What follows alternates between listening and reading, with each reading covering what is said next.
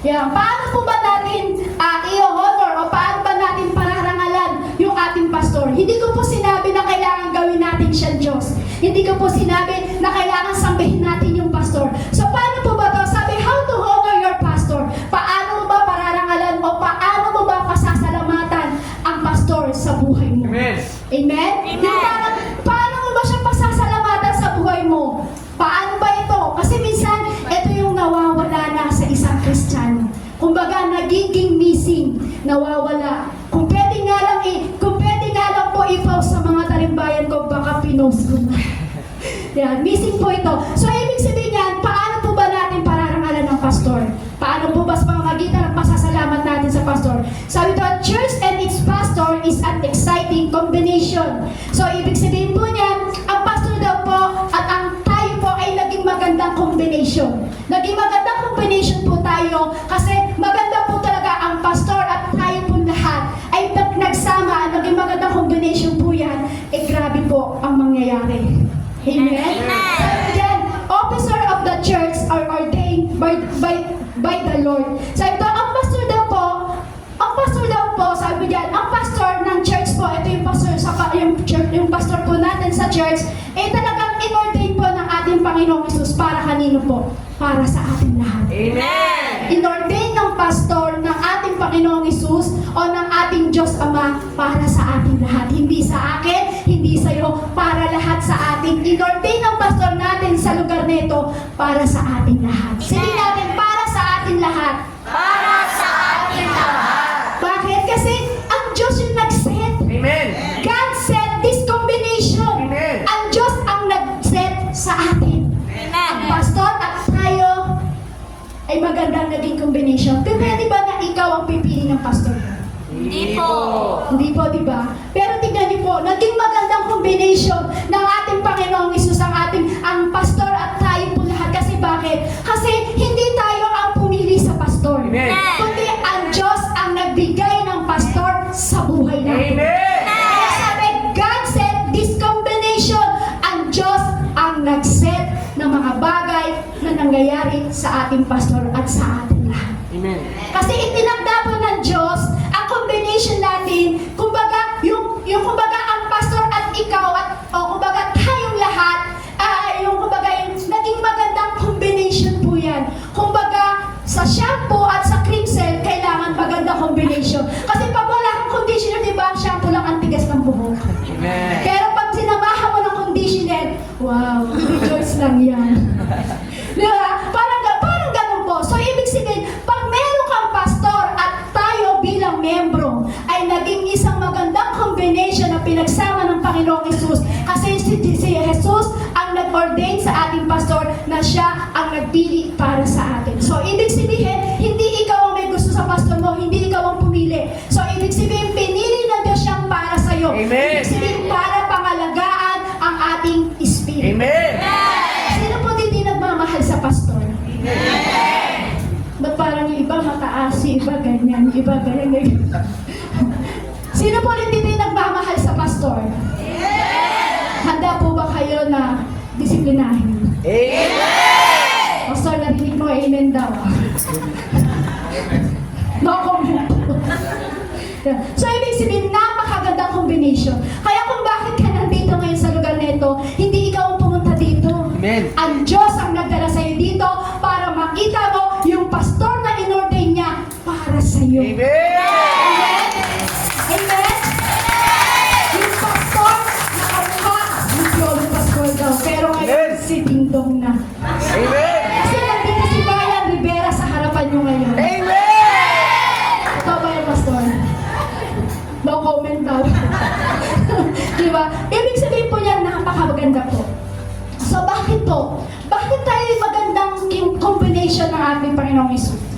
There is a power and congregation and its leader. Nagiging makapangyarihan ang pastor kapag nakikiisa tayo sa ating pastor. Amen. Kaya naging magandang combination, ikaw, ako, tayong lahat, at ang pastor. Kaya nagiging magandang combination yan kasi nagiging makapangyarihan ang ating pastor. Amen. Saan? Sa kanyang mga layunin. Amen. Amen. Nagiging makapangyarihan ang salita ng Diyos sa ating pastor. Kung ano man ang layunin natin, layunin niya sa ating mga espiritu. Kasi naging magandang hapong combination. So, ibig sabihin, sinet tayo. Ang Lord ang nagplano para sa atin. Amen. Ang Diyos ang nagbigay ng pastor sa atin. Hindi tayo ang pumili para sa atin. Amen. Paano po ba ito nagiging makapangyarihan? Yung combination ng pastor at tayo manggagawa. Paano po ba ito nagiging makapangyarihan sa kanyang mga layunin? They transform people and communities po. Sabi po dyan, kumbaga parang nagiging makapangyarihan o kumbaga parang nailalapit. Kumbaga parang nailalapit ang mga tao sa Diyos para mabago. So, ibig sabihin, kapag nakaisa ka sa pastor at ikaw naging combination, naging maganda, ikaw ang shapo at conditioner ng pastor. So, ibig sabihin po niyan, maraming nababagong tao. Amen. Maraming natatransform. Ibig sabihin, pag ang pastor ang nag-share kunyari kay sister, at ikaw sinamahan mo naman, nakaisa ka sa gawain ni pastor, nakaisa ka doon sa kanyang pag-share doon sa isang sister, na alam natin nalalaglag, nagiging magandang combination at higit sa lahat, nagiging makapangyarihan ang salita ng pastor doon sa tao na yun. Bakit? Kasi nakaisa ka. Amen. Nakaisa ka. Amen. Amen. Hindi nakaisa. Kumbaga parang, ano ba tamang words doon? Yung, parang, naki-operate, parang nakisama ka, parang ganun po, di ba? So, ibig sabihin yan, marami tayong nababago. Amen. Pag tayo po ay nagiging katulong ng pastor sa mga bagay na layunin niya para sa ating mga Amen. Amen. Amen. Paano pa daw po ito nagiging magandang combination at nagiging makapangyarihan? The change lives and the world by the power of the gospel. Sabi po dyan, binabago nila yung ating buhay. Amen. Alam niyo po, naging magandang combination natin ang ating pastor sa ating espiritu. Kasi bakit po binabago yung ating buhay? Amen. Yung dating buhay natin patapot, yung dating buhay natin napakapangit, pero dahil merong pastor na ibinigay ang Diyos sa buhay mo, kaya kung bakit ang nangyayari, yung kapangyarihan ng gospel ay nagiging maganda sa ating buhay. Amen po? Amen. Nagiging maganda po ito. Kumbaga, ito yung nagbabago sa atin. Every time na tayo sinasyara ng salita ng Diyos, ng ating pastor, ito po yung nagbabago sa ating buhay. Ito po yung nagbabago, ito po yung parang lahat ng pangit sa ating buhay ay inaalis po yan. Bakit? Nagiging maganda o nagiging makapangyarihan ang salita ng ating Panginoong Jesus sa ating buhay. Bakit po? Kasi part of divine plan of God. Siya po yung part of divine plan of God. Ito po yung ating pastor na siya po yung naging part ng divine ng ating Panginoong Jesus. So, bakit po? Sabi po dyan, the pastor is an important part of the divine plan. Ang pastor daw po ay isang mahalagang bahagi, isang mahalagang bahagi ng banal ng plano ng ating Panginoong Jesus sa ating buhay. So, ano po ba yun? So, ibig sabihin, syempre ang pastor, siya yung pinakamalaking part o napakalaking bahagi sa ating mga espiritu. Tama po ba? Amen. Every time po ba nag-share si pastor ng salita sa inyo po, may nababago po ba? Sino po dito yung nag-share si pastor ng words of God, tas tumusok sa kanyang puso at ito yung nabago para sa kanyang buhay? Sino po yun? Ba't yung iba po hindi? Hindi po ba kayo nabago ng salita ng Diyos? So, ibig sabihin, napakalaki ng Amen. part ng pastor sa buhay espiritual po natin. Amen. Kasi kung wala ang pastor sa buhay po natin bilang sa espiritu po natin, hindi po tayo maaabot ng salita ng ating Panginoon. Amen. Amen. So, ibig sabihin po niyan, ang pastor po ay napakahalaga o napakalaking bahagi ng ating plano ng Diyos para sa ating espiritu. Kasi siya po yung dinadaluyan ng salita ng ating Panginoon Jesus. Sabi diyan, a God-ordained preacher of the word holds a unique position. Ang isa doon pong itinalaga ng ating Panginoong Jesus na yung isang pastor na itinalaga ng ating Diyos na bilang mangaral sa atin, sa salita ng ating Panginoong Jesus. Alam niyo po ba, ito yung natatanging kakaibang position. Amen. Amen. Amen? Amen. Kasi ang pastor lamang ang pwedeng magsalita po sa atin ng salita ng Diyos. Hindi po pwedeng si Marites kasi sisirain ka lang ni Marites. Harrison. Pero alam niyo po, napakalaki o isang napakagandang itinalaga ng Diyos sa atin bilang mga ngaral ang isang pastor sa ating buhay. Amen. Ito po yung natatanging position. Amen. Hindi naging mayor, hindi naging president, kasi hindi kayang iligtas ang ating kaluluwang naliligaw. Pero ang pastor na itinalaga ng Diyos para sa iyo, dahil naging ito yung magandang position ng isang pastor para pangalagaan ng ating espiritu, doon tayo nababago. Amen. Natatransform tayo. Ito yung inordain ng ating Panginoong Yesus para sa atin. Amen.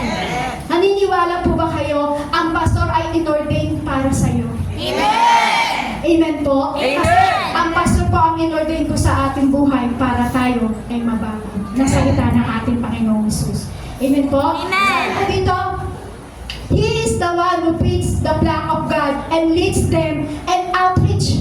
Sabi po dyan, siya ang nagpapakain ng ating espiritu eh. Kasi kung wala nga po ang pastor, hindi po siya nag-share ng salita sa atin, may kakainin po ba ang ating espiritu ng salita ng Diyos? Apo. Kaya sabi ko nga po, napakahalaga na meron tayong pastor sa ating buhay.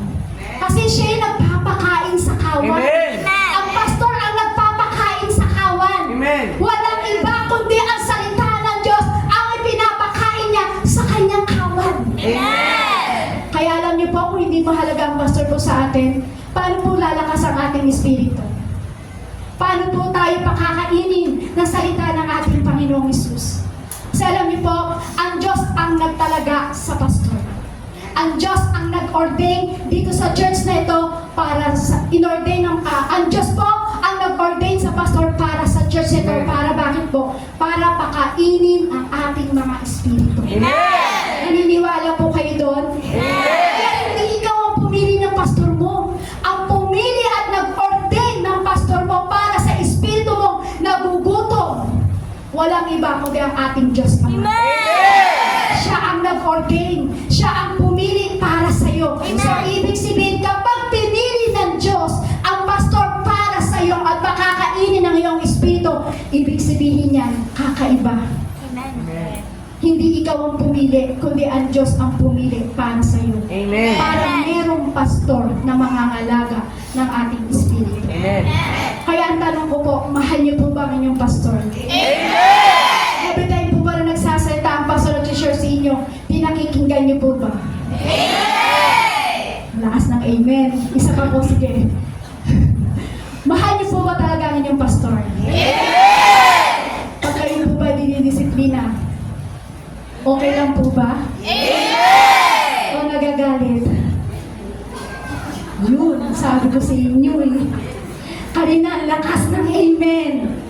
Pero kapag dinisiplina ng pastor, sabi niyo po kanina, payag kayo, okay po sa inyo kasi ang Diyos ang nag-ordain at pumili para sa inyo. Amen. So, ibig sabihin, pag alam natin ang Diyos ang pumili ng pastor para sa atin, kapag dinidisiplina tayo, hindi tayo dapat magalit. Amen.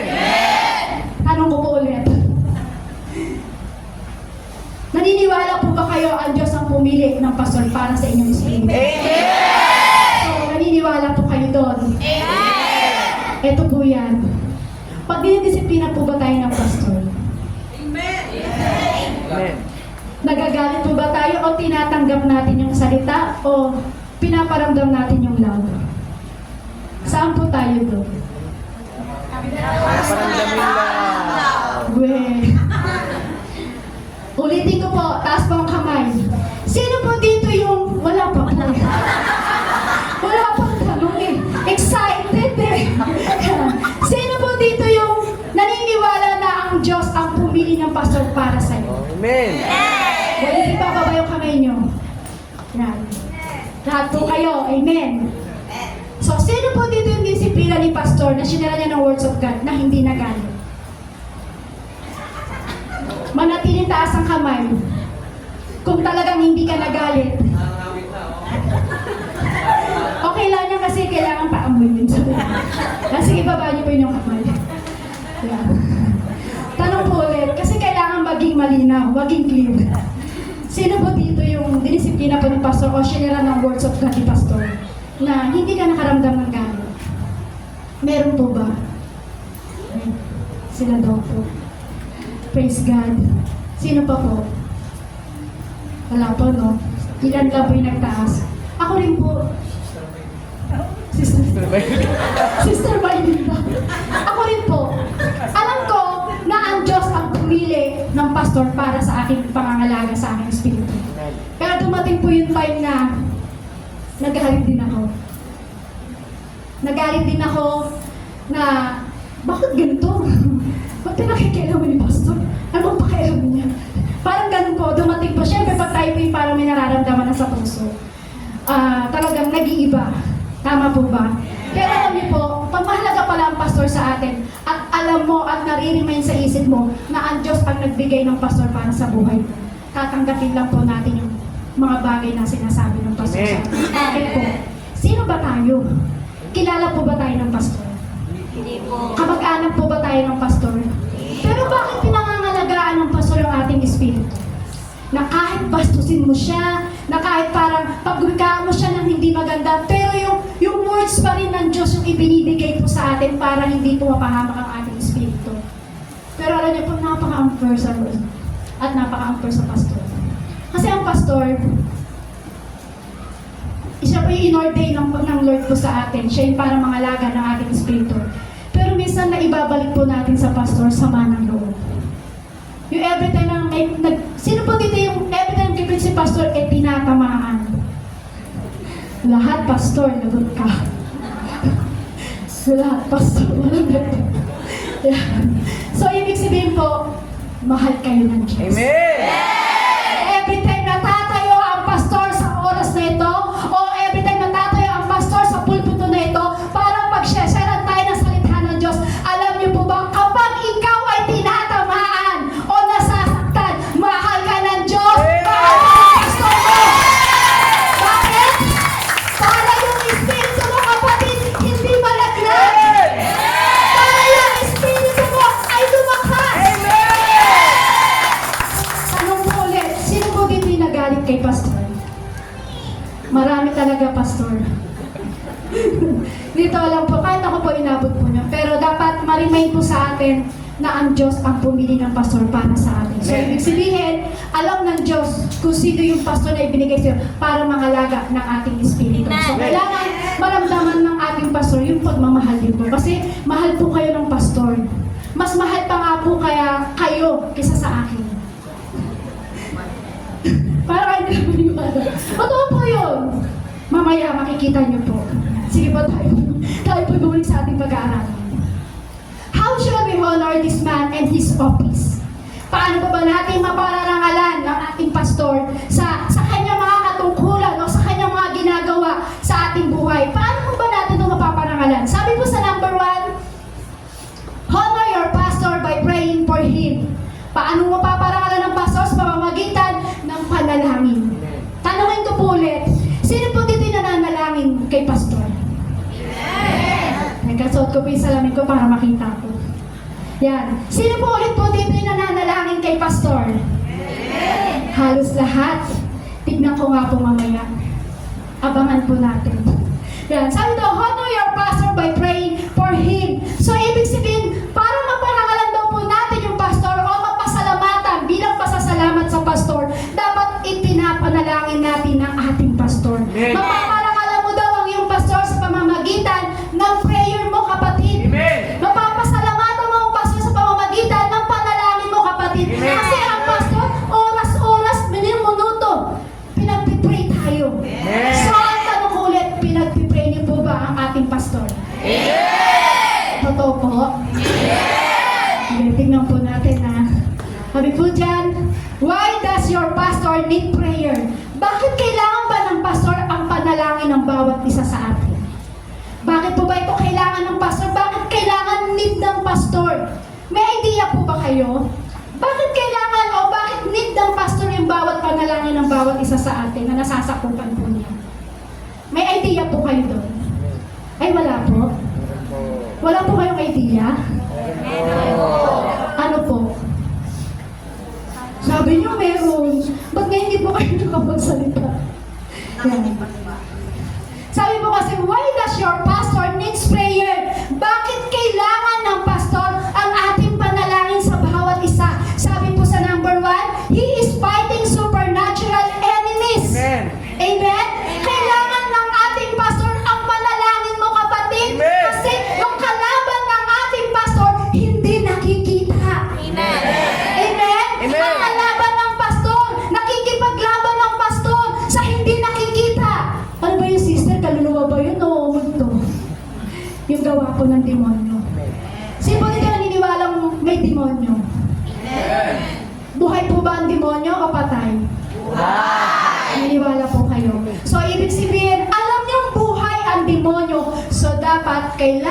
pastor ang bawat prayer natin. Amen. Kasi bakit? He is fighting supernatural enemies. Amen. Nakikipaglaban ang ating pastor sa supernatural na kaaway. Walang iba kundi ang demonyo. Amen? Amen. So, ibig sabihin niyang, prayer can give a pastor a power. Amen.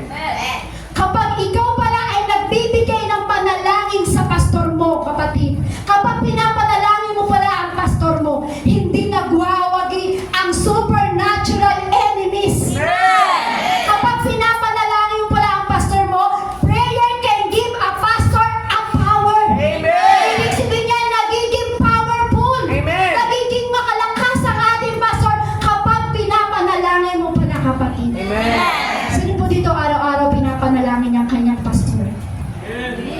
Araw-araw po? Pastor, tignan mo na kung sino yung nagtaas ng kamay. Sino po dito yung araw-araw pinapanalangin ang kanyang pastor? Pastor, 3, 4 lang ang nananalangin. Sabi niyo po kanina, sabi ko po sa inyo, mahuhuli po kayo eh. Sabi niyo po kanina, lahat kayo nagtaas, pinanalangin niyo ang pastor niyo. So, ang tanong ko lang po, sino po dito oras-oras, araw-araw pinapanalangin pastor? 4 o 3 lang po yung nagtaas ng kamay. Glory to God. Kailangan po. Hinihingi ko po ang panalangin niyo po pagdating sa ating pastor. Amen. Kasi hindi po nakikita ang kaaway ng pastor. Hindi niyo po nakikita nakakasama araw-araw ang pastor. Ako po nagsasabi, iiyak mo naman ako eh. Ako po nagsasabi, dahil araw-araw ko po siya nakakasama, araw-araw po kami nakakapag-usap. Need po talaga ng pastor yung prayer. Amen. Kailangan po talaga ng pastor po yan kasi kung malalaman nyo lang po kung paano talaga siya inaatake ng kaaway. So alam niyo po, ang bawat prayer po natin, yun ang nagiging kalakasan ng ating pastor. Amen. Kung walang nagiging prayer natin sa pastor, hindi tayo nagpipray sa pastor, manghihina ang pastor. Gusto niyo po ba ang pastor niyo ay nanghihina? Alam niyo po ba, ang panalangin niyo kapatid, yun ang nagpapalakas sa pastor. So ibig sabihin, bawat panalangin mo kapatid, nababakuran ng salita Amen. ng Diyos, nababakuran ng presence ng Lord, Amen. ang pastor. Kaya habang tayo bumabakod sa panalangin sa pastor, ito ang ating pastor, ito ang ating bakod na panalangin sa pastor. Ano mang enemy, ano mang kaaway, ano mang dinadala ng kaaway, ipatuman sa kanya, tatalsik lang yun. Amen. Kasi ikaw ay nananalangin sa pastor. Kaya kailangan ng pastor ng panalangin. Amen. Hindi po ang pastor ay laging malakas. Sino naniniwala dito na ang pastor ay laging malakas? Wala po, di ba? Tao lang din po ang pastor. Hindi po siya Diyos. Hindi po siya si Jesus. Tao lang din po pastor na nakakaramdam ng mga bagay na hindi tama sa ating buhay. Amen. Na nakakaramdam ng mga bagay na pandalaya ng kaaway. So, ibig sabihin, need talaga ng ating pastor ang panalangin. Amen. Amen? Amen. Kaya ang bakuran natin ang panalangin ng ating pastor. Alam niyo po, yun ang kulang dito sa church. Nagkulang tayo, bawat kawan ng ating pastor, nagkulang tayo ng panalangin ng ating pastor. Sabi nga po sa Efeso chapter 6 verse 12, sapagkat hindi tayo nakikipaglaban sa mga tao, kundi sa mga pinuno, sa mga may kapangyarihan, at sa mga tagapamahala ng kadilimang umiiral sa sanlibutan ito, ang mga hukbong espiritual ng kasamaan sa himpapawid. So, ibig sabihin niyan, sa himpapawid pa lang, hindi na nakikita yung kaaway. Amen. So, ibig sabihin niya, kailangan talaga ng pastor ang bawat panalangin natin, kapatid. Amen. So, ibig sabihin kung panalangin ni sister, panalangin ni brother, panalangin natin lahat, every time na merong gagawin ang kaaway o demonyo na panangga o parang palaso sa ating pastor, hindi ito tatama. Amen. Balot po natin siya ng ating panalangin. Sabi niya, why does pastor needs your prayer? Sabi niya, your prayer. Bakit kailangan ba ng pastor yung panalangin? Kasi sabi ko nga po, ang kasamaan po ay nasa himpapawid.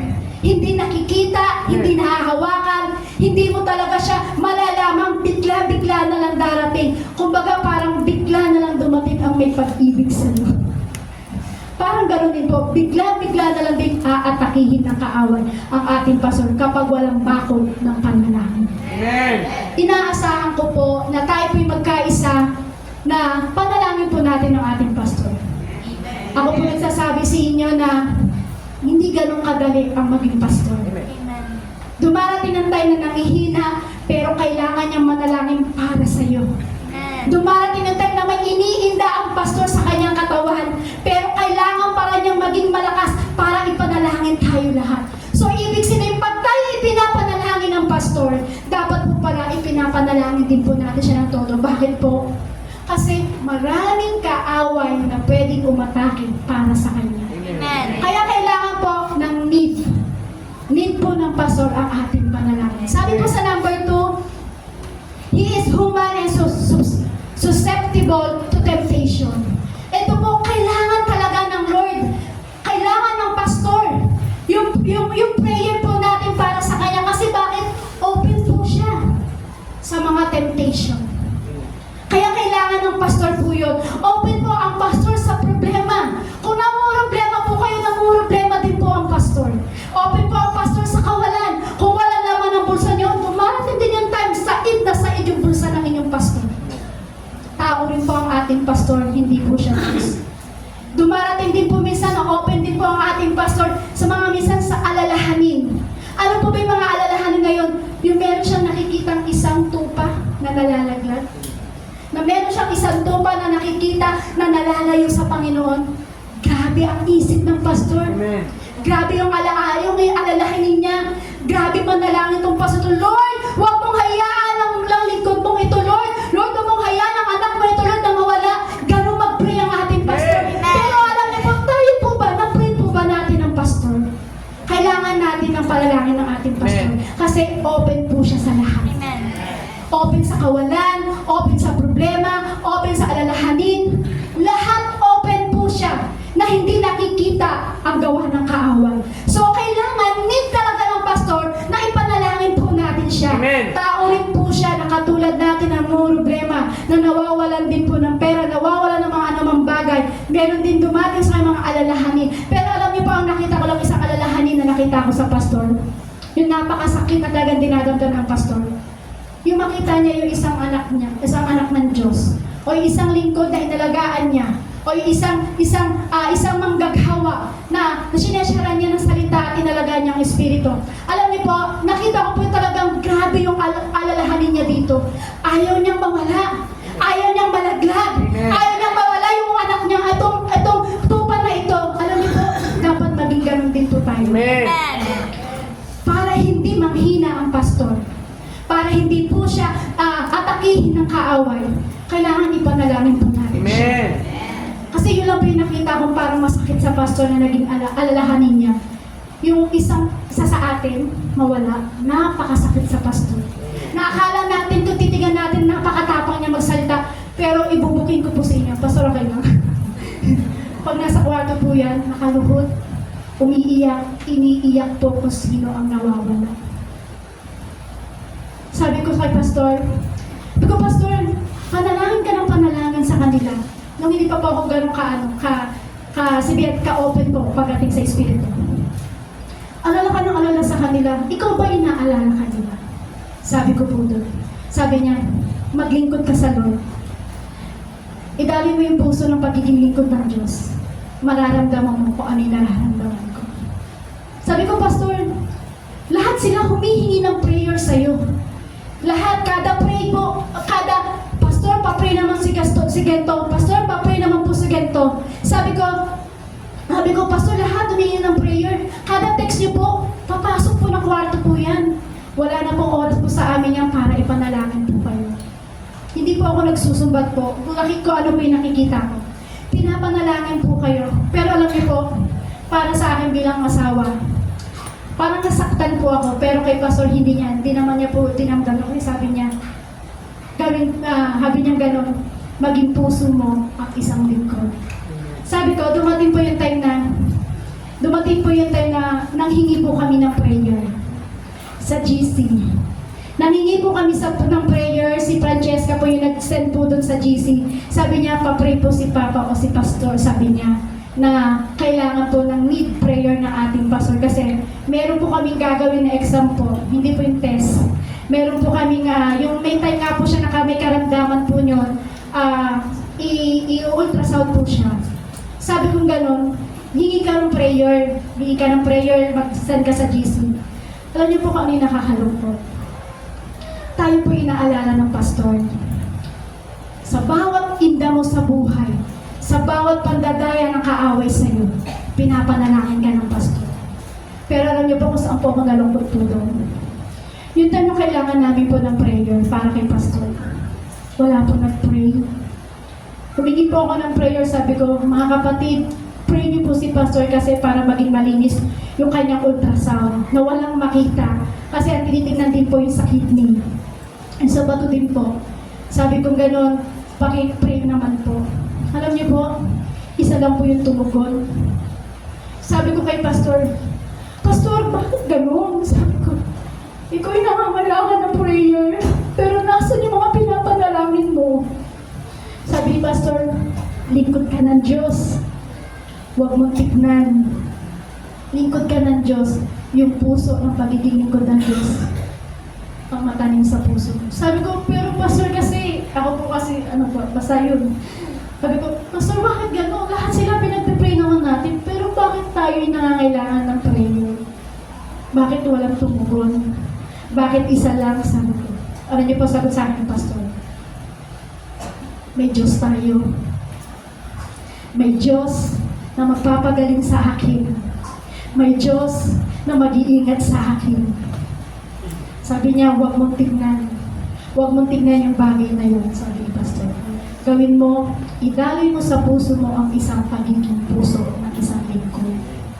Na kahit hindi mo makamit yung mga bagay na hinihingi mo sa kanila, na kahit hindi mo makita yung mga bagay na gusto mong gawin nila para sa iyo, maglilingkod ka pa rin ng Diyos. Doon pa ako natauhan, sabi ko, kailangan lang talaga prayer ng ating pastor. Sabi ko ganon, praise God, wala mang po nanalangin kay pastor. Isa lang po yung tumugon, sorry po. Kung meron po nag-pray at di ko po alam, salamat po. Pero alam niyo po, praise God, ang nakita ko po doon, wala mang po tumugon. Pero hindi kami pinabayaan ng Diyos. Pagdating po doon sa ultrasound, wala pong nakitaan ang doktor. Wala nakita. Lahat. Lahat nalinis. Sabi sa kanya, wala naman kayong sakit. Bakit kayo nagpa-ultrasound? Sabi ko, Lord, kaya mo pala, Lord, walang tumugon sa panalangin. Pag kami pala ay lumapit sa'yo bilang pastor, bilang lingkod mo, Panginoong Isus, hindi mo pala kami bibiguhin. So, ibig sabihin, ano ang pinapakita po dito? Kapag ikaw ay nanghingi ng panalangin sa pastor, ipinalangin ka ng pastor, hindi ka mabibigo. Tutugunin ng Diyos. Pero alam niyo po kung ano pinakita ng Diyos po dito? Wala man po sa atin ang tumugon. Pero pinakita ng Diyos na makapangyarihan siya. So, ganoon din po tayo. Kapag tayo po ay nanalangin sa pastor, nagiging powerful. Ibig sabihin, pag may power ng ating panalangin, lahat ng open sa kanya ng gawa ng kaaway, hindi siya matitinag. Kasi meron tayong panalangin. Amen. So kapatid, kailangan po natin ipanalangin ang ating pastor. Sabi nga po sa 1 Corinthians chapter 10 verse 13, wala pang pagsubok na dumating sa inyo na hindi naranasan ng ibang tao. Tapat ang Diyos at hindi niya ipapahintulot na kayo subukin ng higit sa inyong makakaya. Sa halip, pagdating ng pagsubok, bibigyan niya kayo ng lakas upang makayanan ito at ng paraan upang malampasan ito. Ito po yung pinakita sa amin ng Lord. Sabi niya, wala mang nanalangin sa inyo. Walang pagsubok na hindi dinanas ng tao. Ang pinakita po sa akin ng Lord doon, ako ay dapat manampalataya. Na kahit walang panalangin ng ibang tao, basta ako ay nanampalataya para kay pastor, ipanalangin. Isa man manalangin sa ating pastor, powerful na po yun. Alam ba kung tayo ay sama-samang mananalangin sa pastor? Grabe, wala nang kawala ang kaaway. Amen. Naapakan na. Amen. Tulog na. Amen. Lahat tayo ay mananalangin sa pastor. Mga kapatid, kung lahat tayo magkakaisa na ipanalangin ng pastor, durog na durog na durog at luwag na walang pagsubok na hindi dinanas lahat ng tao. Bibigyan niya tayo ng kakayanan. Amen, para mapasa.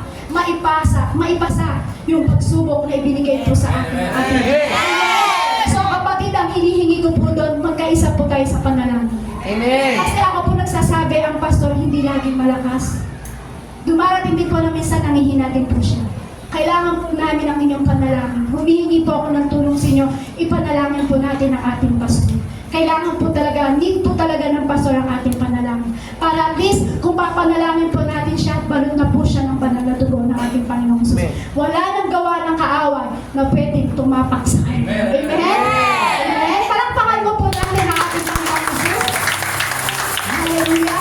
Number 2 po, sabi ko, he need wisdom for counseling, leading, and preaching. Kailangan niya ng karunungan. Kailangan ng ating pastor na ng karunungan para tayo ay payuhan. Kaya kailangan natin ipanalangin siya. Kasi kung manghihina siya, paano niya tayo papayuhan?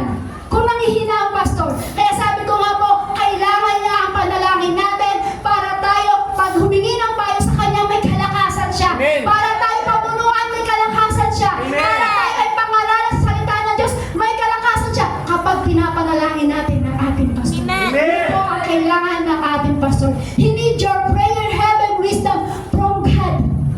Kailangan tayong humingi ng wisdom sa pamamagitan ng Diyos kung paano natin ipapanalangin ang ating pastor. Sabi nga po sa Santiago chapter 1 verse 5, ngunit kung ang sino man sa inyo ay kulang sa karunungan, humingi siya sa Diyos at siya bibigyan sapagkat ang Diyos ay nagbibigay ng sagana at hindi nanunumbat. Hindi po nanunumbat ang ating Diyos.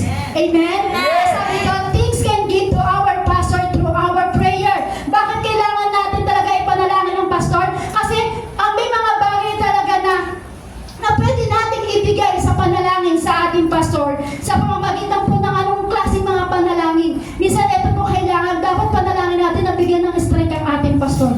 Minsan dapat panalangin po natin na bigyan ng wisdom ang ating pastor para at least pag tayo po ay sinasara niya ng salita ng Diyos, kakaibang wisdom. Amen. Amen?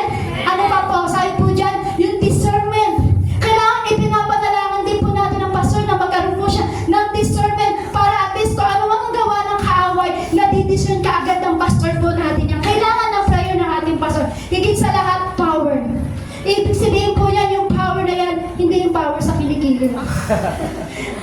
hindi yung power sa kilikili. Ang ibig sabihin yan, ipanalangin mo ang pastor mo na magkaroon ng kapangyarihan ang salita ng Diyos every time na tayo ay kanyang sinishare ng salita. Amen. Amen? Amen. Bakit po? Kasi kapag may power ang salita ng pastor sa atin, ibig sabihin yan, nabago ka. Nabago po ba kayo? Meron po ba dito hindi nabago? Kasi pag hindi ka nabago, ibig sabihin hindi naging makapangyarihan ang salita ng Diyos sa buhay mo. Amen. Amen? Kaya kailangan hingin natin yan sa panalangin sa ating Panginoong Hesus na bigyan ng strength, ng wisdom, ng discernment, ng power ang ating pastor para every time na nagbibitaw siya ng salita dito, makapangyarihan ang salita ng Diyos na ibabas niya sa iyo. Kasi bakit? Kapag makapangyarihan ang salita ng pastor na binibitawan niya dito, yun ang makakapagpabago ng buhay mo. Amen? Pero kung hindi natin ipapanalangin ng Diyos, ang ating pastor sa Diyos, nanghihina ang kanyang espiritu, at hindi naman bibitaw siya ng salita dito, hindi tatama sa iyo. Ito po yun, hindi tatama sa iyo. Hindi makakapagpabago sa iyo. Pero kapag pinalangin mo ang pastor na bigyan ng power ng ating Panginoon Jesus sa kanyang binibitawang salita, makakapagbago ng iyong buhay, kapatid. Lahat ng iyong magulang, lahat magiging powerful. Amen? Kasi alam mo, kapag naging mahina ang pastor, ibig sabihin niya, hindi natin siya ipinapanalangin. Totoo po ba?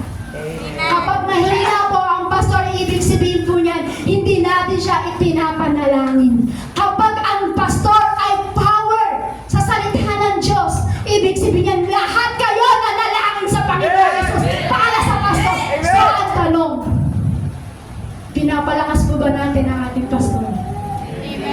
O tayo yung nagiging kahinaan ng ating pastor? Pag ikaw naging kahinaan ng pastor, hindi magkakaroon ng kapangyarihan ng salita ng Diyos. Hindi makakapagbago sa iyo, kapatid. So, kailangan ang ating pastor, need niya ang panalangin ng bawat isa. Amen. Number 2, honor your pastor by praising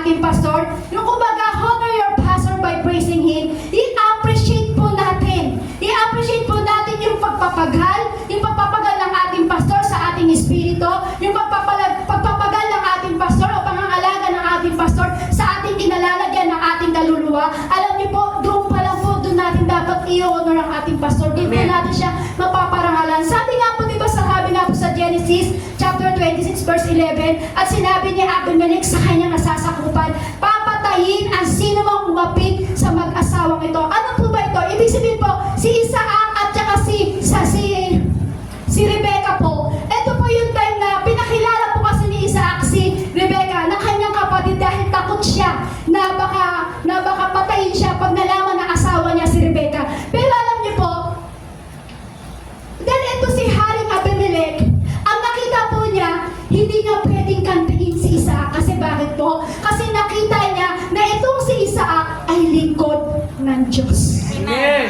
Kasi alam ni Abimelech na si Isaac at Rebecca ay sinugo ng Diyos. Kaya dapat ganun din po tayo sa ating pastor. Malaman natin na sinugo siya ng Diyos para sa atin, para siya ay i-appreciate sa mga bagay na ginagawa niya sa ating kaluluwa. Amen. Amen? Amen. How shall we honor this man, his office? Paano ba natin ito i-appreciate? Paano po ba natin ito ma-appreciate yung mga bagay na ginagawa o yung katungkulan ng ating pastor? Sabi dyan, try to lift them. Sometimes we turn down the pastor. Ganito po minsan kasi. Minsan, ganito po yan minsan. Ang pastor po ay nakakaramdam po minsan ng kalungkutan. Tama po? Amen. Amen. Na dapat na dinadamayan natin na minsan kumbaga, dapat po nakakaramdam ang pastor na minsan ng kalungkutan. Dapat dinadamayan po natin yan. Minsan may pinapagawa ang pastor minsan po sa atin, minsan hindi po natin dinadamayan, tinatanggihan pa po natin. So paano natin i-appreciate yung bagay na siya yung pinili ng Diyos sa atin? Paano natin ma-appreciate yung bagay na siya pala yung sinugo ng Diyos sa atin at lingkod ng Diyos sa atin? So ibig sabihin po niyan, kailangan po, pag meron po palang nagaramang kalungkutan ng pastor, bilang appreciate, dapat dinadamayan po natin. Amen. Hindi natin tinatanggihan. Tama po? Amen. Kasi kailangan po ng pastor po talaga na tayo ay maging kaisa sa kanya. Tama po doon? Amen. Kasi meron po talagang time na isang nalulungkot ang pastor, hindi laging masaya ang pastor. Siguro mas lamang pa ang kalungkutan sa kanya. Kasi nalulungkot po siya kapag mayroong isang nawawala po sa atin. Ganyan po tayo kamahal ng ating pastor. So dapat hindi po natin tinatanggihan ng pastor pag may ginagawa. Halimbawa, si Sister Janine. Sister Janine, gawin mo nga ito at tinanggihan niya si pastor. Di ba po, nagiging kalungkutan ng ating pastor. Hindi Amen. nagiging hindi parang nagiging kalakasan ng ating pastor. So dapat, pag meron may pinagagawa ang pastor at nalulungkot ang ating pastor, dapat dinadamayan natin. Amen. Amen? Amen. Dapat pinapasaya mo ang pastor mo. Amen. Kung nakagawa ka ng parang hinanakit para sa kanya, palitan mo naman ito ng pagmamahal. Amen. Palitan mo naman ito ng parang mapawi ko ano man yung sakit na naipadama mo sa kanya. Ganyan dapat tayo magmahal sa pastor. Amen. Amen.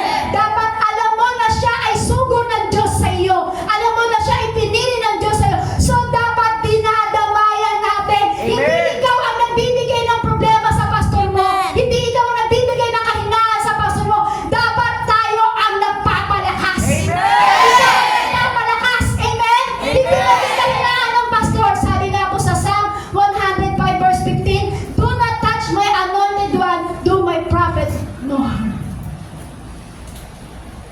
Sabi nga po dyan, hindi natin pwedeng salingin ang kanyang lingkod. Amen. Amen? Amen. So dapat kailangan natin ang ating pastor, ipinapangalan po siya. Amen. Pastor need encouraging, the enemy tries to discourage them. So ibig sabihin yan, dapat tayo ang nagtaasa, dapat tayo ang nagdi-discourage. Sabi po dyan, pastor need encouraging, the enemy tries to discourage them. Kapag discouragement daw po pala tayo ng ating pastor, ikaw ay kaaway. Kapag discouragement ka pala ng pastor natin, ikaw pala ay kaaway. Sabihin mo sa iyong katabi, kapag ikaw pala ay discouragement Pag ito pala ay discouragement ng pastor natin, ng pastor natin, ikaw ay kaaway. ikaw ay kaaway. Dapat hindi tayo kaaway ng ating pastor. Amen. So dapat ikaw ang nag-i-encourager sa pastor mo. Amen. Ikaw ang nag-i-encourage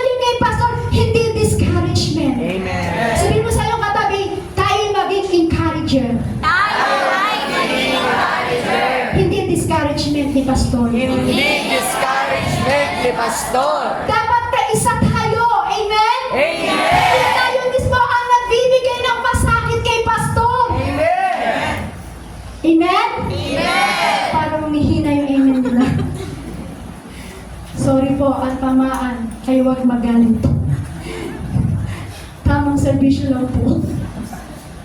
Yeah. Dapat hindi tayo yung nagiging discouragement. Hindi ikaw yung kaaway ng pastor. Hindi ikaw ang kaaway ng pastor, kapatid. Ang kaaway natin walang iba. Yung nasasakupan sa himpapawid. Yung enemies. Yung natural enemies. Hindi ang pastor ang kaaway mo. Amen! Amen! Dapat encourager ka. Amen. Encourager ka ng pastor mo. Kapag nangihina ang pastor mo, encourager ka. Kapag nangihina si pastor, kapag masakit ang ulo ni pastor, bilan mo ng ice cream. Pampalamig ng ulo. Para mawala ang sakit. Sabi nila, by Jessica lang yan, sister. Masakit daw yung ulo ni pastor. So dapat, kapag masakit ang ulo ng ating pastor, hindi masakit ang ulo eh. Ang ibig ko sabihin, hindi ikaw ang dapat ang nagpapasakit sa ulo ng pastor. Amen? Amen! Hindi ikaw, it means, ibig sabihin, hindi ikaw ang nagbibigay ng problema sa pastor. Amen! Amen? Amen. Ikaw ang encourager. Hindi ikaw ang nagbibigay ng problema sa pastor. Amen! Amen? Amen! Kasi dapat tayo ang encourager. Kapag nangihina ang pastor, ikaw ang nagpapalakas sa pastor. Bakit? Kaisa ka eh. Kaisa po ba tayo ng pastor? Amen! Kaisa po ba tayo ng pastor? Amen!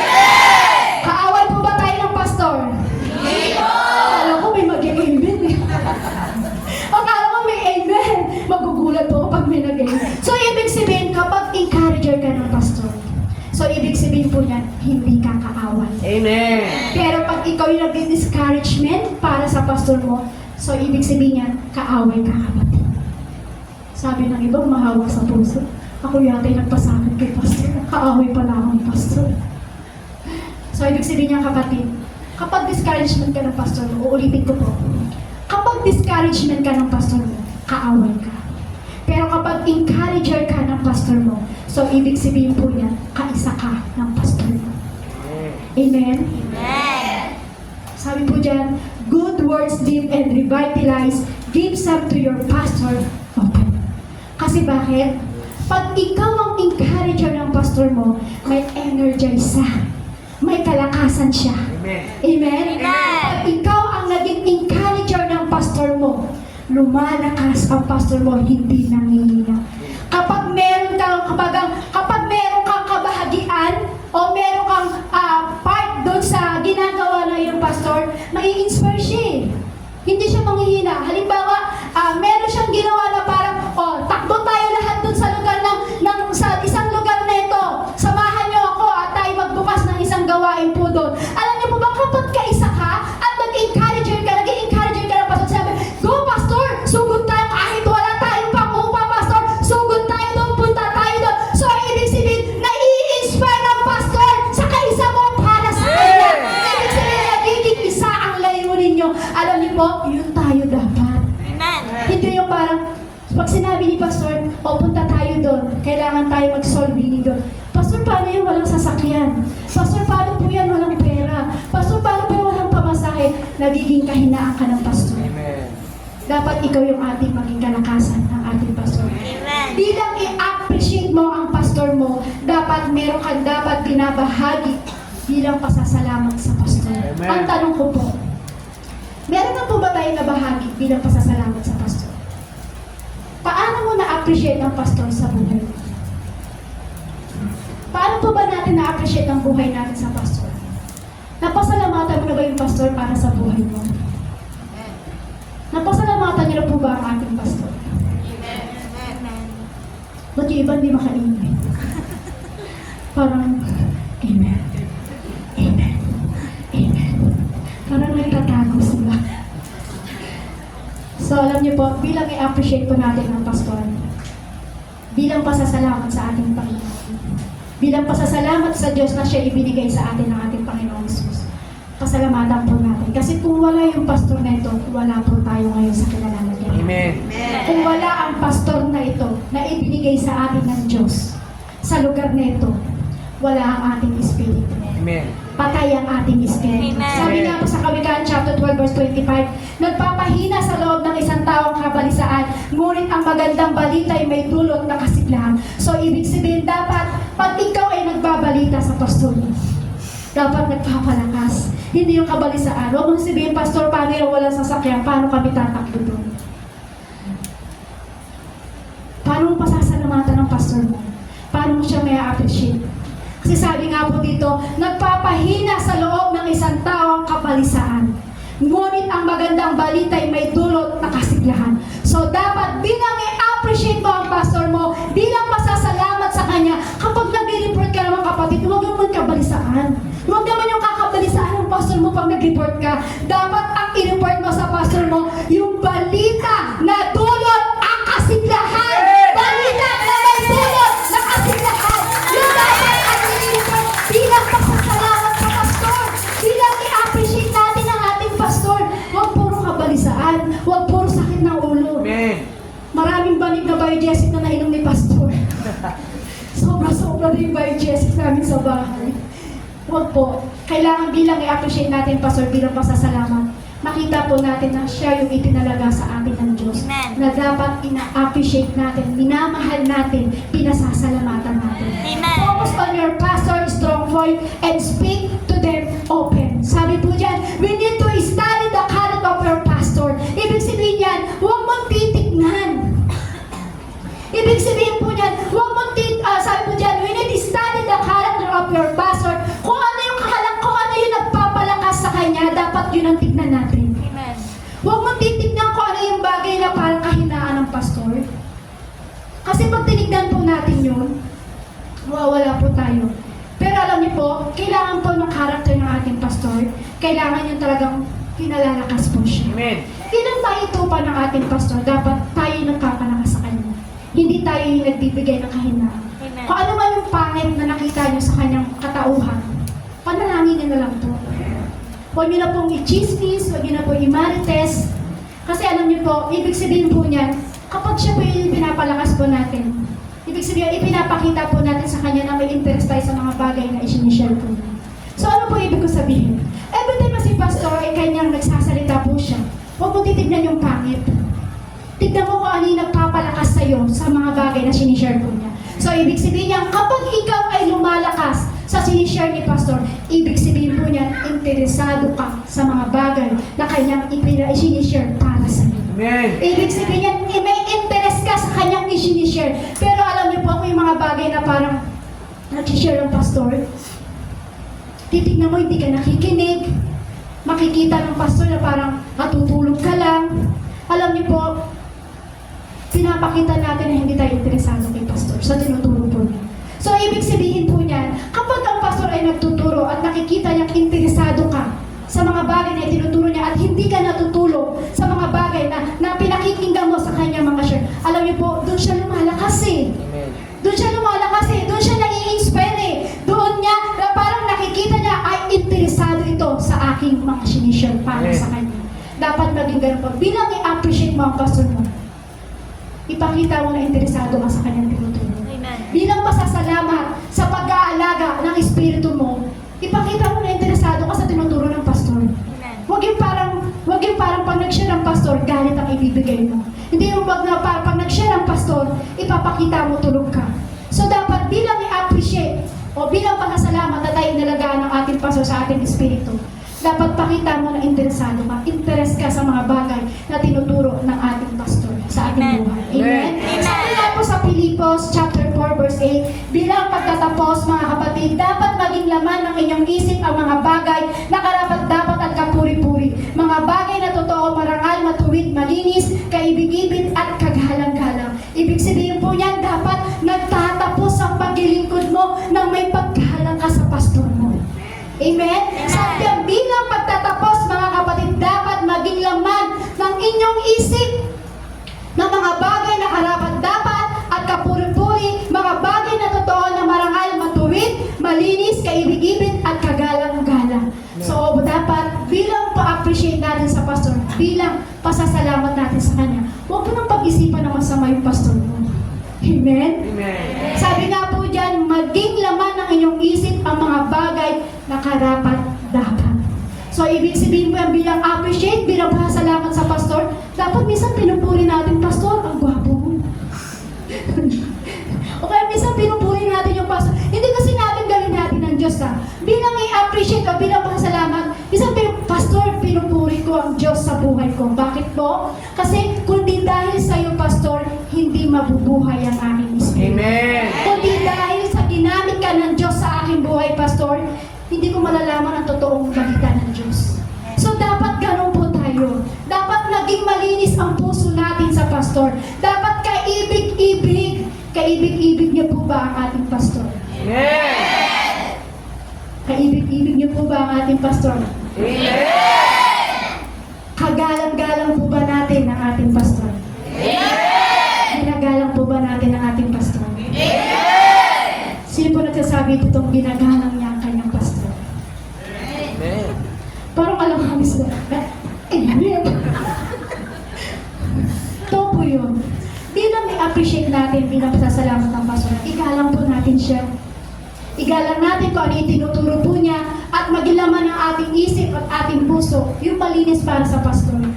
Tao lang po ang pastor, nagkakamali. Tama po? Amen. Hindi po siya Diyos. Amen. Amen. Na kahit ano pong bagay na makita natin, dapat maging malinis ang puso natin sa Kanya. Kasi, totoo lang po, ang isang pastor, hindi mabalik.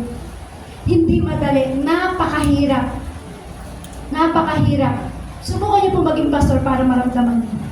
Subukan niyo maging pastor para malaman niyo kung gaano kahirap ang maging pastor. So, kailangan po natin, ang pastor natin, dapat ginagalang po natin. At higit sa lahat, pinadadama ang pag-ibig ng isang manggagawa sa kanyang pastor. Pinadama niyo po ba yung pagmamahal niyo kay pastor? Pinadama niyo po ba ang pagmamahal niyo kay pastor? Amen. Sa paanong paraan? Amen. Amen. Mahal niyo po ba ang inyong pastor? Amen. Sa paanong paraan? Amen.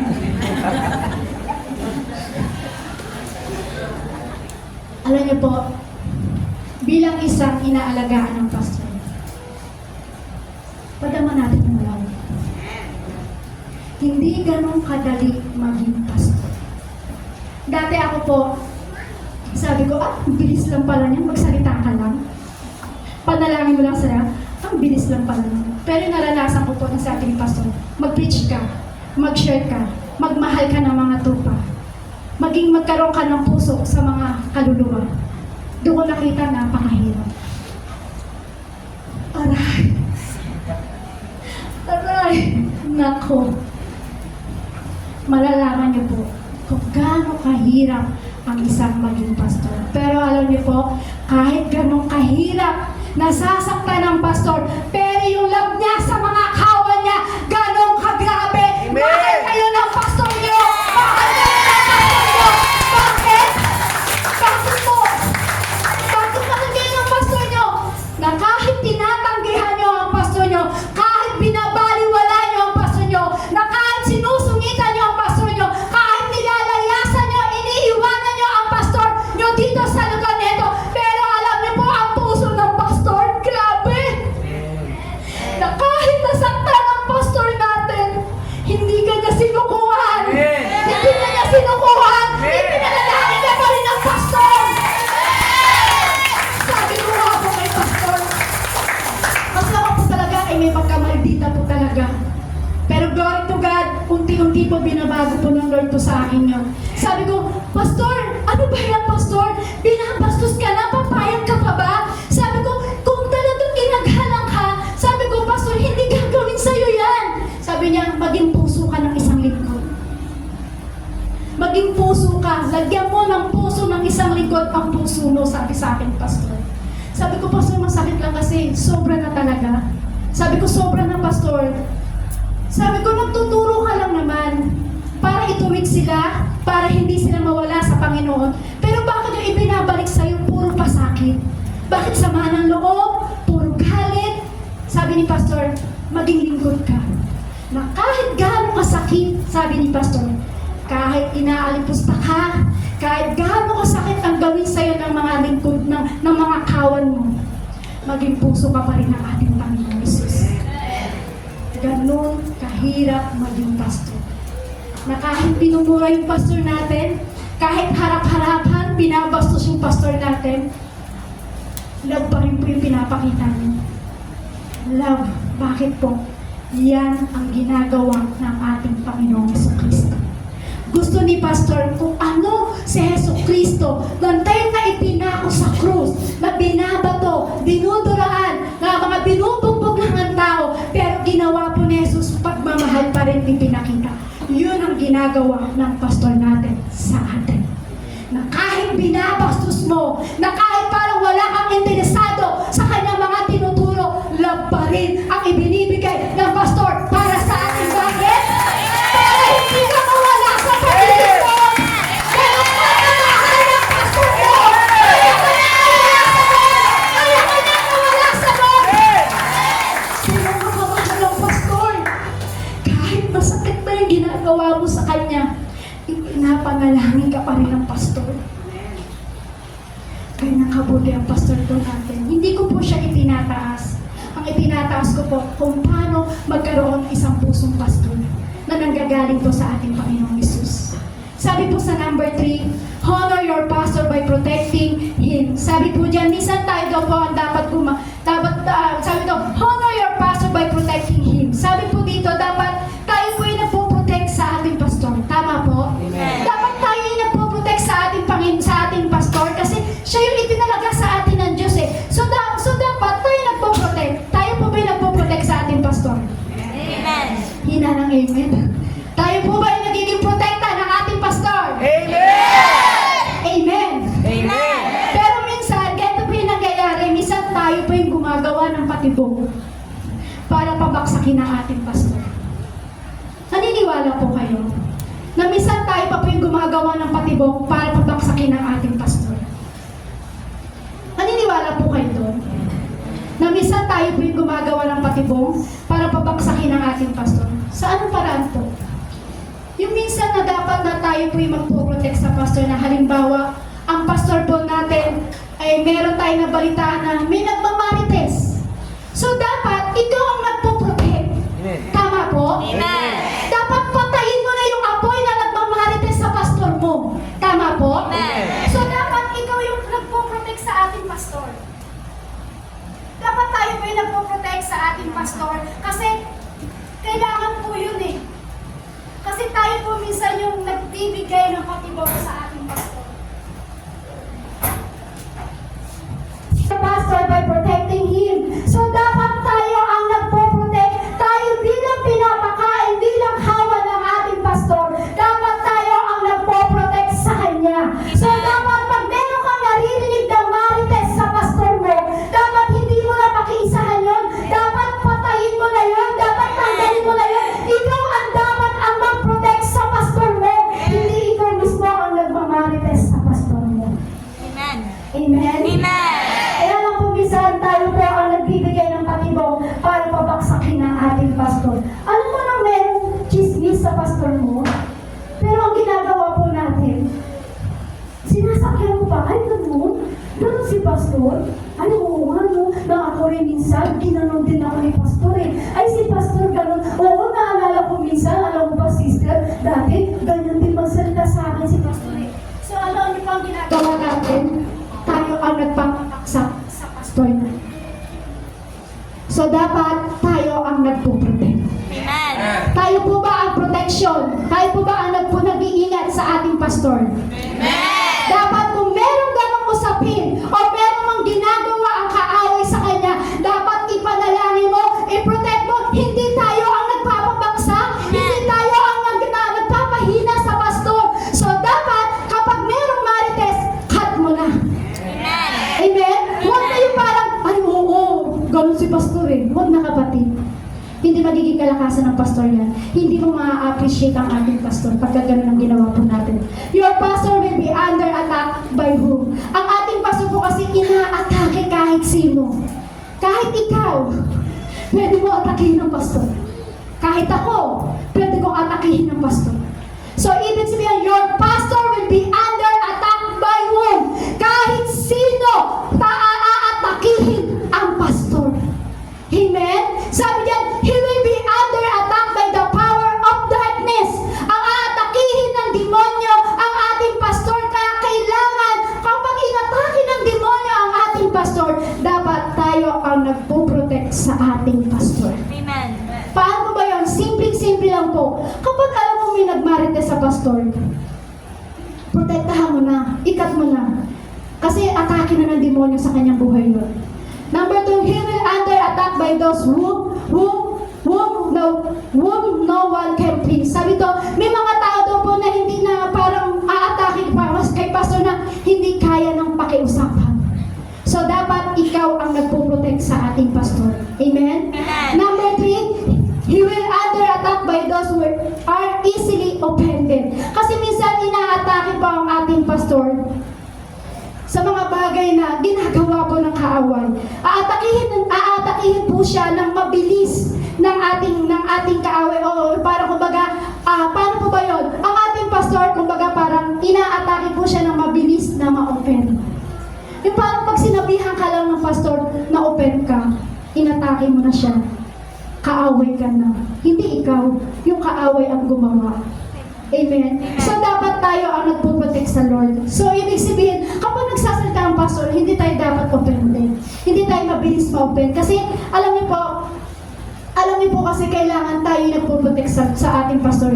Kung ano man yung bagay na itinuturo po niya, galing po yun sa Diyos, hindi po sa atin. Amen po? Amen. Kasi, meron po kasi minsan, na inaatake ang ating pastor, minsan hindi nagugustuhan kung ano yung pagtuturo po niya. Inaatake po siya ng mabilis na ma-open sa ating buhay.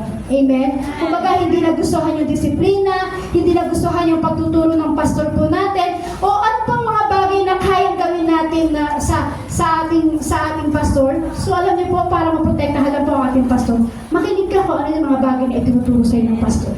Hindi aatakihin mo siya na parang mabilis ka ma-open. Sabi nga po ni Brother Rico kanina, sabi niya, mabilis po siya masaktan. Kapag nakarinig po siya ng salita na hindi maganda, nasasaktan po siya. Sabi niya, pero sabi niya, praise God, glory to God, unti-unti niya po itong nababago.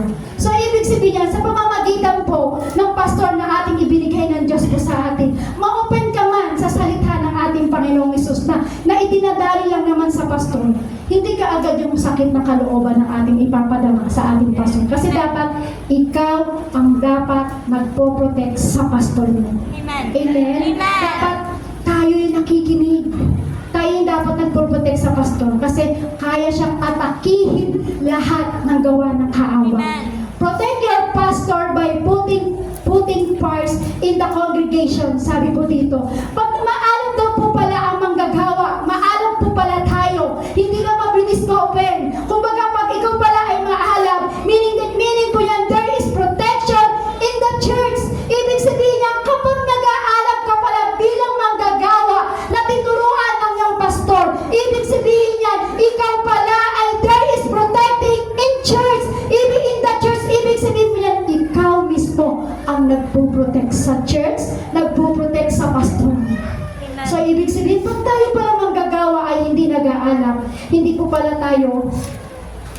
kumbaga, bilang tayo isang manggagawa ay hindi nag-aalam, ibig sabihin po yan, hindi mo pala parang tinatanggap yung salita ng ating pastor. O kumbaga, pag hindi tayo nag-aalam, parang gusto natin pabaksakin ng pastor. Malinaw po. Pag tayo po pala ay hindi nag-aalam sa mga bagay na itinuturo ng pastor sa ating buhay. So, ibig sabihin pala niyan, pag hindi ka nag-aalam, ibig sabihin, pinapabaksak mo pala yung pastor mo. Totoo po ba? Hindi ka pala nagpo-protect sa pastor mo. Kapag hindi ka pala nagpa-file, hindi nag-aalam, hindi nag-aapoy sa'yo, yung mga bagay na itinuturo sa'yo ng pastor mo. So, ibig sabihin pala, ikaw ang isang nagpapabaksak sa pastor mo. Ikaw ang isang nagiging kaaway ng pastor mo. Pero kapag nag-share ng pastor mo, nag-aalam ka, nagpa-file sa'yo yung salita na sinishare ng pastor sa'yo, ibig sabihin yan,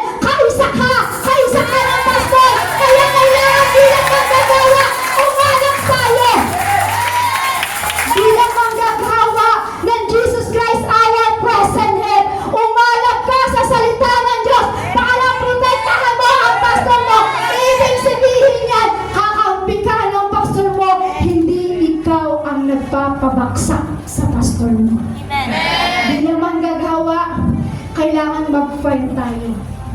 Sabi nga po, kapag nag-aalab daw po ang manggagawa, meaning there is protection in the church. Ibig sabihin yan, protect the church, protect the pastor. So, ibig sabihin yan, kapag hindi ka pala nag-aalab, ikaw ang nagpapabaksak sa pastor mo. Gusto niyo ba maging part na ikaw ang nagpapabaksak sa pastor mo? Ayaw po. Kahit sino ayaw po yan. Amen? Protect your pastor by refusing to pass along gossip. Yan yung sinabi ko po kanina. Dapat tayo din nagpo-protect.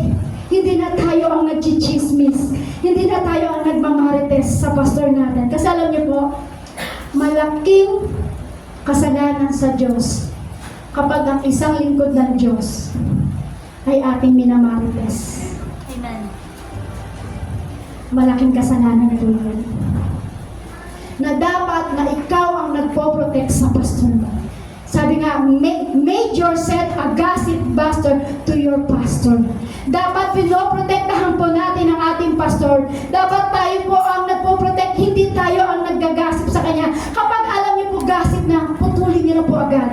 Hindi po yun tayo mismo ang gagawa ng marites para sa ating pastor. Dapat protect your pastor. Number 4 po, sabi, honor your pastor by partnering with him. Isa po, sabi po dyan, honor your pastor by partnering with him. So, napakaganda po kasi na kailangan maging kapartner tayo ng pastor. Kaya lang po, malungkot ang pastor kapag ang isang manggagawa ay hindi nakikiisa sa pastor. Amen. Malungkot ang pastor na gumagawa kapag nag-iisa lang po siya.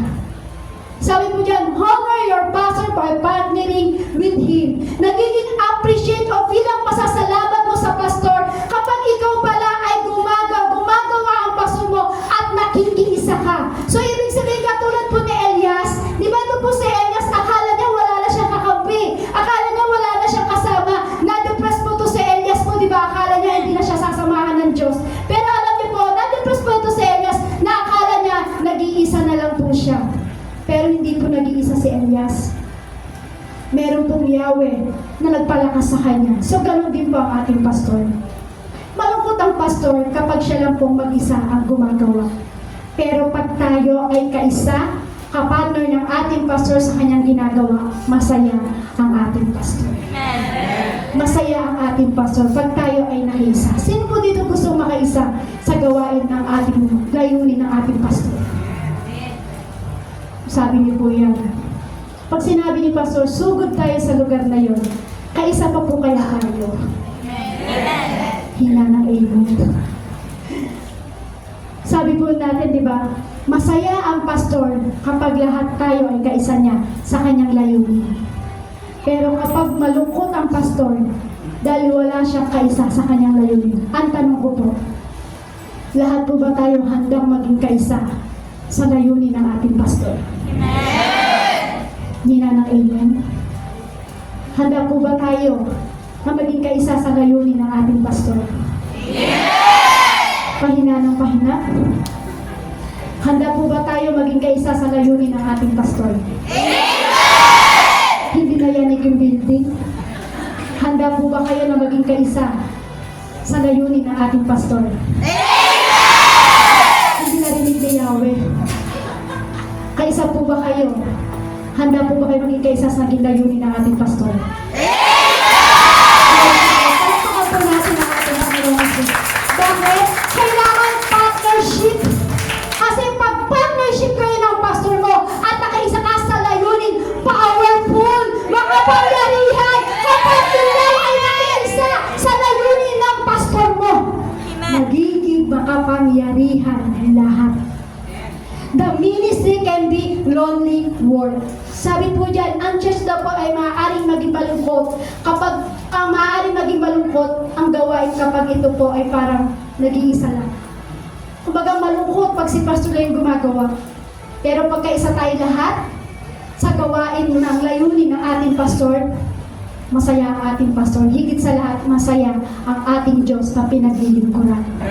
Masaya po siya pag tayo po ay nakiisa sa layunin ng ating pastor. Alam niyo po, pag tayo po nakiisa sa layunin ng ating pastor, hindi lang po ito mararating ng church po natin. Niwala po kayo doon. Amen. Pag tayo po ay naging kaisa at naging kagalakan sa paggawa ng layunin ng ating pastor, hindi lang po ito mararating ng church natin. Kakaiba. Kakaiba yung gagawin ng Diyos po sa atin. So dapat bilang tayo manggagawa, bilang i-appreciate mo yung pastor mo, bilang pasasalamat mo sa pastor mo, kasi napakalungkot kung ang pastor lang ang gumagawa. So kailangan ng partner ng ating pastor. Amen. Na magiging katuwang niya sa gawain dito po sa church. Kasi kailangan maging kalakasan po tayo ng ating pastor. Tayo yung maging kalakasan. Tayo yung bilang pasasalamat sa Diyos, sa ating pastor. People often promise more than deliver. Minsan parang pangako lang pero hindi naman nananatili. Paano po yun? Kasi malungkot po kapag ang pastor lang gumagawa. So ibig sabihin, minsan tayo, sabi ko nga po, minsan iniiwanan natin pastor kapag tayo na-offend sa kanyang disiplina. Puro lang tayo pangako pero hindi naman tayo nananatili. Sino po dito gusto manatili sa gawain ng Diyos? Sino po dito manatili sa pinuno na ang pamumuno sa atin ng pastor? Para walang makataas ang kamay. So, sabi niyo po yan, amen. Handa po ba kayo disiplinahin ng pastor? Mananatili po ba kayo sa church? Hindi niyo po ba iiwanan ang pastor mo? Kahit saktan ka? Kahit pag hindi saktan na bubugbugin na. Baka kala niyo bubugbugin. Hindi. Yung parang, kasi ang salita ng Diyos, buhay at mabisa. Amen? Na nakakasugat talaga sa puso. So, ibig sabihin niya, kapag ang pastor ay gumagawa sa isang gawain at nag-iisa lang siyang malungkot, pero alam niyo po, kapag ang pastor na kahit siya gumagawa sa isang church at nakakaisa niya po tayo at nananatili po tayo, nagiging masaya ang Diyos para sa atin. Amen? So, dapat huwag mo nang iiwanan ang pastor mo. At tanong mo po ulit, kapag dinisiplina ka ba at nasaktan ka sa salita ng Diyos, mananatili ka pa rin kaya sa church ng Jesus Christ, our present help. Taas po ang kamay. Nakita po kayo ng Diyos. Hindi po ako nagpataas ng kamay sa inyo, kundi ang Diyos po. So, ibig sabihin, kapag dinisiplina ka ng Diyos, ay dinisiplina ka ng salita ng Diyos pamagitan ni Pastor, mananatili ka pa rin dapat sa church ng Jesus Christ, our present help. Bakit? Kasi kailangan maging partnership kayo ng pastor. Most church work is done by faithful, but by a faithful abuse, sabi po dito. Karamihan daw po kasi minsan sa gawain po ng simbahan, sa church o sa simbahan po, ginagawa na lang po ng minsan iilan na lang. Isa si pastor, isa yung kasama ni pastor, tatlo na lang sila. Walang nananatili.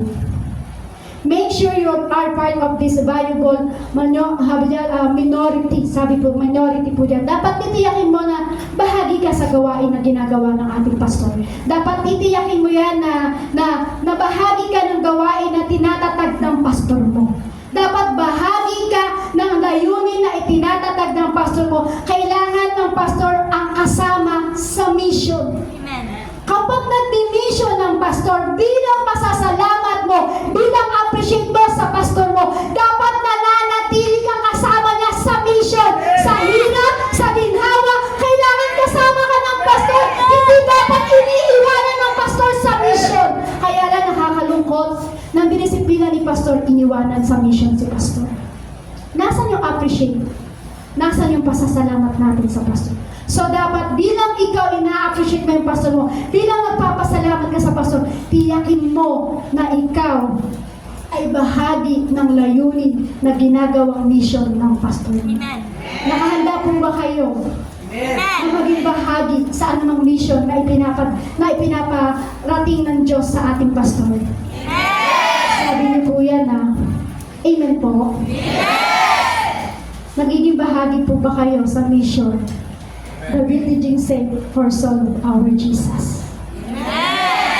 Layunin po ng pastor po to na ibigay ng Diyos na galing sa Diyos. Amen po. Hindi po si pastor lang po ang nagbigay po niya, kundi ang Diyos po ang nagbigay ng words niya.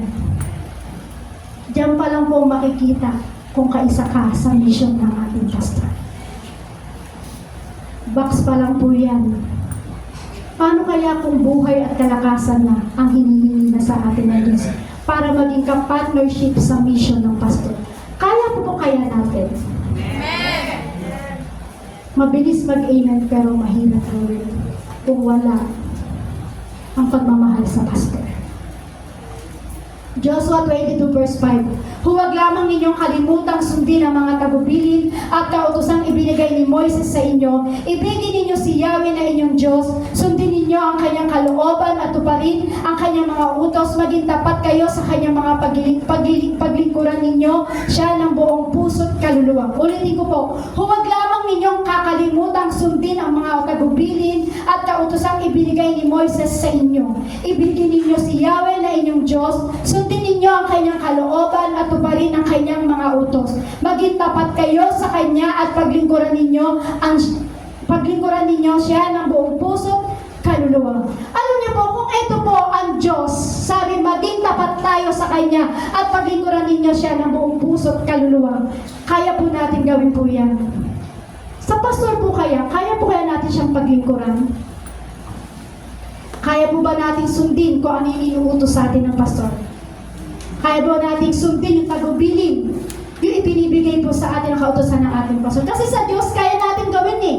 Tama po? Kaya natin sabihin, yes Lord, magiging tapat ako sa iyo Lord. Buong puso't kaluluwa ako maglilingkod sa iyo Lord. Susundin ko ang tagubilin mo. Pero pagka ang pastor, may binilin sa iyo, may tagubilin sa iyo ang pastor,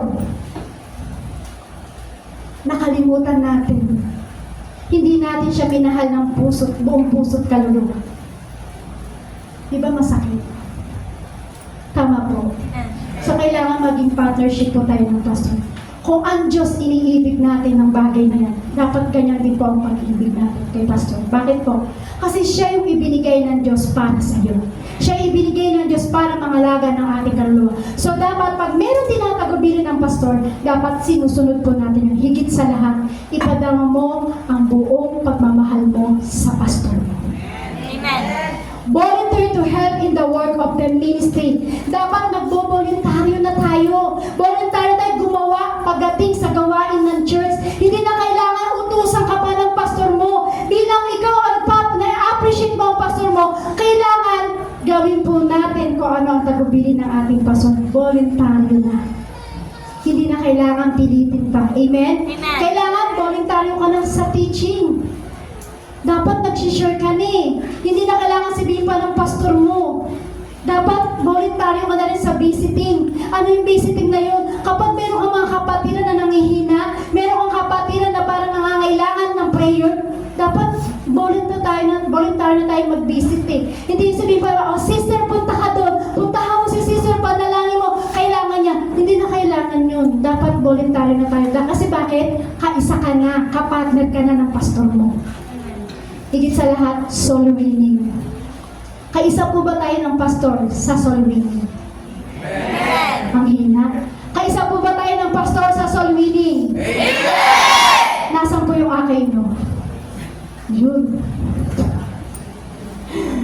Sabi po natin, kaisa po ba kayo ng ating pastor sa soul winning? Sabi voluntary. Hindi na kailangan ituro, hindi pa kailangan itulak ka ng pastor mo para mag-akay. Kailangan partnership ka na, kaisa ka na. Layunin ng pastor na soul winning, dapat yun na rin ang layunin mo kapatid. So ang tanong, voluntaryo ka na ba sa bagay na yan? O pinupush ka pa rin ng pastor mo? Hindi na sila nakasagot. Kailangan voluntary po tayo dyan. Dahil bilang partnership ka ng pastor mo, kaisa ka na sa mission ng pastor mo. Mission ng pastor yan. Teaching, visiting, higit sa lahat, soul winning. Laging sinasabi ni pastor dito, mag-akay kayo! Mag-akay kayo! Pero tayo pa rin po. Paano tayo naging partnership ng pastor? Kung hindi tayo makikiisa sa soul winning. Kailangan yung soul winning. Kailangan po kasi the entire church will benefit from this kind of involvement. So that your pastor will be encouraged when the witnesses your willingness to work a partnership to pastor. Dapat willingness na. Dapat kusang loob ka na ikaw ay magiging partnership ng ating pastor sa kanyang mission. Amen. Pagdating sa soul winning, parang lagi po tayong nangihina. Alam niyo po, yan ang puso ng pastor. Kung ikaw ay isang partnership sa mission ng pastor mo, yan yung puso ng pastor, soul winning. Kung ikaw ay nakikiisa, dapat nagsusoul winning ka rin. Amen. Dapat nagliligtas ka rin ng mga kaluluwa. Yan ang puso ng pastor. Puso po ba natin ang mag-soul winning? Amen. Kasi yan ang puso ng pastor, iligtas at ilapit ang mga tao na naliligaw at nawawala sa Diyos. So dapat kapag ikaw ay partnership ng pastor mo sa kanyang mission, nagsusoul winning ka na, kapatid! Dapat nagsusoul winning ka na! Nag-aakay ka na! Naglalala ka na ng mga kaluluwa! Bakit partnership kayo ng pastor mo? Yan ang puso ng pastor na kaya mo bang ibigay, na kaya mong gawin na mag-soul winning. Kasi ang pastor, yan ang puso, yan ang ginagawa niya. Kaya nga tayo pinagpipray, kaya ka niluluhod ng pastor araw-araw sa harapan ng Diyos para yung bawat kaluluwa ng bawat isa sa atin ay maligtas. So dapat, kung yun ang puso ng pastor, yun din ang maging puso ko, maging puso mo, maging puso nating lahat. Partnership ng pastor sa pagiging soul winning. Hello? Diyan po tayo nadanaya ng kaawan. Sa soul winning. Kailangan po mag-soul winning po tayo. Magligtas po tayo ng mga kaluluwa, ng mga tao na hindi pa po nakakilala sa Lord. Number 5 po, honor your pastor by paying him. Ibig sabihin ko, paano po ba natin na mapaparangalan ng ating pastor? Yung sabi nga po, di ba? Sabi po dyan, pay double honor for those who labor in the word and doctrine. Ibig sabihin po niya, paano daw po ba natin mapaparangalan yung kanilang ginagawa, yung ginagawa ng pastor? Kumbaga, hindi po ito kayang tumbasan eh. Hindi po ito kayang tumbasan ng pera. Hindi kayang tumbasan yung ginagawa ng pastor sa pagsusoul winning. Hindi kayang tumbasan ng pera. At kung ano man yung bagay ano man yung bagay na ginagawa ng pastor, hindi kayang hindi kayang tumbasan ng pera eh. Tama po ba? Amen. Alam niyo po kung ano yung bagay na pwede natin gawin? Yung appreciate natin yung sakripisyo ng pastor. Tama po? Amen. Di ba appreciate natin kung paano tayo tiniis ng pastor? Sa sakit pakinggan, pero totoo po, iba't ibang attitude tayo na minamanage ng pastor natin. Nagsasakripisyo ang puso ng pastor para maligtas ka na, kapatid. Bilang pag-honor natin sa pastor, double honor, sabi ko dito. Amen. Hindi yung honor na may medal at merong ribbon.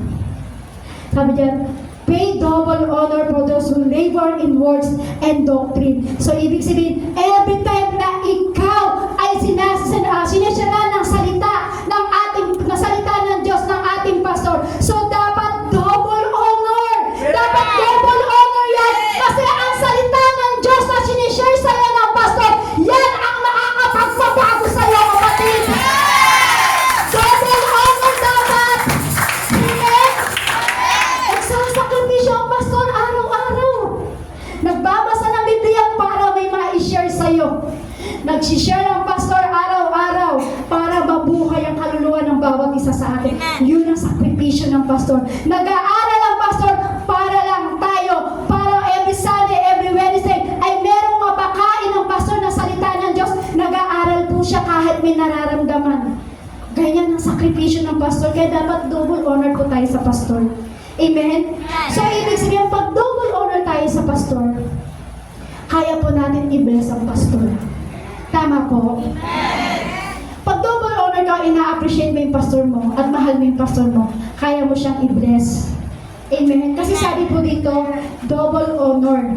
Sabi po diyan, kasi buhay nila ang kanilang sinakripisyo. Paano ko po sinabi na buhay nila ang sinakripisyo? Ganito po yun.